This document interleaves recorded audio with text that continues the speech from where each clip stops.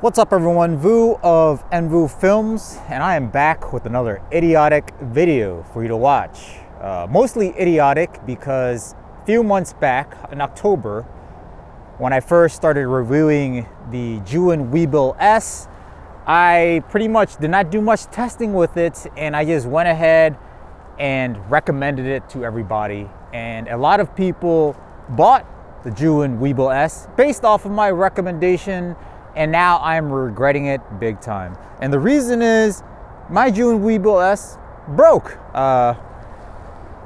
Yes, it absolutely sucks that I have to say that, but I mean, it is working. The motor still works. It, does the job. If I needed to today, I needed to go do a shoot, I could do it.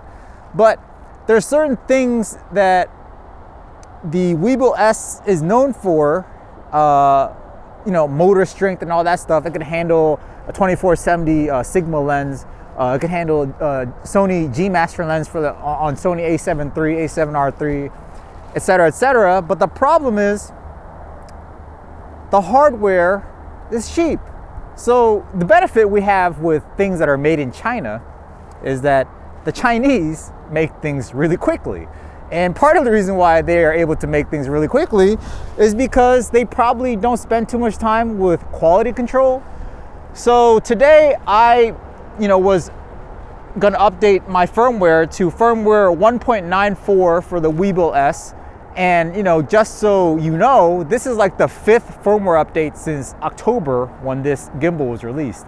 There was a 0.89, 0.9, 0.91, 0.92, 0.93, and now this is actually the 6th one. This is the 0.94, 1.94 firmware update. So that goes to show you that yes, Zhiyun is being proactive and they're listening to their users, and they are, making updates to the firmware to make sure the gimbal is in good working order. Kudos to them, but the problem is they're releasing one like every month or even twice a month. That is more often than like your cell phone updates the operating system, which is pretty bad. So it makes me wonder what these guys are actually doing, what their research and development team is doing. Are they actually going out there and doing real world tests, or are they going out and eating hot pot every night and drinking their Tsingtao in China?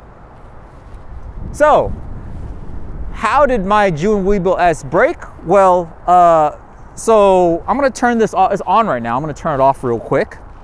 So right now, this axis lock is good. This, the tilt axis lock is fine. My I don't know, roll axis lock here won't even like click anymore, so it will not lock. And this locking mechanism here is just completely broken. So it doesn't matter if I put it on unlock or lock, it keeps rolling around. And based on what I'm looking at, it's like in here, the lock actually comes up, but it's almost like it got worn off or it broke off or what have you. So this leads me to believe that, hey, this motor could handle the weight of certain lens setups, but the actual hardware cannot. So if you currently own a Weebill-S, or you are looking into buying one because you want to use heavier setups, be wary that the locks will probably break later, because I've been using the Sigma DGDN these nuts lens for the past 2, maybe 3 weddings now. And I always, going from shoot location to shoot location, I am always locking the axes so I can walk around without it wobbling everywhere. And it looks like 2 of the axis locks gave out, probably just due to the overall weight of this setup. And that's very disappointing, because if you advertise your gimbal to be able to handle a certain amount of weight, yes, the motor can. You could balance it and the motor could handle the weight, but the rest of the hardware is kind of rickety and China cheap. So it broke. So there's that. And the other issues is, yes, this is the new firmware 1.94, but it still has some issues. So one of mine before is like after a while, it starts leaning, like tilting to the side, and it's still doing that. And after a while, I have to kind of double tap the trigger to go back to normal. Another thing is when you're like at a tilt, kind of like this angle, and you turn, sometimes it doesn't want to turn, and it kind of turns slowly, and then it doesn't like return back. So now I can't duplicate the issue, but I was having the issue earlier. So like right now, I have like sometimes if you're shooting run and gun like a wedding, you have to kind of have like an angle like this. Okay, so it kind of returned back to its angle, but I still have to kind of like double tap for it to go back. So one of the issues I was having was I would turn the gimbal like this, and then it won't actually return back to normal for some reason. It won't return back to its original spot. It's actually doing pretty well right now, but the problem is it's kind of inconsistent. So like sometimes it's okay, sometimes it's not, and that could lead to missed shots. So just to be clear, I'm a lot more rough with my gear than probably most people. Okay, I film a lot of weddings, and probably when I use the gimbals, mostly on wedding days, and going from shot location to shot location, from prep to ceremony, you're always running around, and obviously you're in a hurry. So a lot of times, hey, I'm gonna lock this, I'm gonna run off, I gotta do this, come back, unlock it, shoot really quick. And yeah, maybe I'm a little bit more rough on my gear than most people, but it's kind of disappointing to know that this is gimbal can't handle a little bit of push and shove. It's a little weak with that regard. So that's kind of very disappointing, especially after the fact that I've recommended this to so many people. Guys are like, oh, you should stuck with Ronin S, Ronin SC, and I kept them, no, Weebill-S is the best thing. And honestly, I mean, it is still usable. So it still does the job. Like the type of gimbal gimbaler I am is I'm very like deliberate, I'm very slow, I don't like do crazy moves with it. So it still works fine for me.